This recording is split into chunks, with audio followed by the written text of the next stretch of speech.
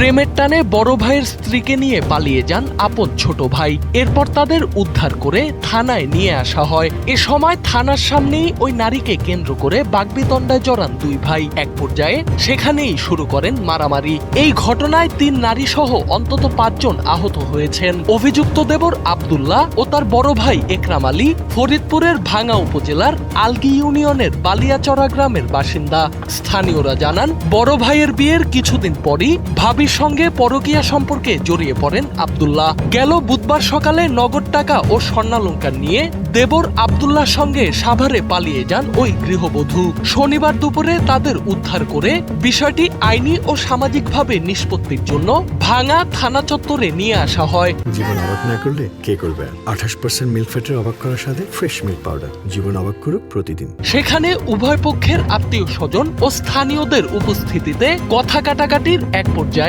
দুই ভাই ও পরিবারের সদস্যদের মধ্যে হাতাহাতি শুরু হয়। গৃহবধূর বাবা জানান, মেয়েকে উদ্ধার করে বিষয়টি আইনি ও সামাজিকভাবে সমাধানের উদ্দেশ্যেই তাদের থানায় নিয়ে আসা হয়েছিল। কিন্তু থানা প্রাঙ্গণে কথা কাটাকাটি ও হাতাহাতি শুরু হলে পুলিশ এসে পরিস্থিতি নিয়ন্ত্রণ করে এবং তাদের থানা প্রাঙ্গণ থেকে বের করে দেয়।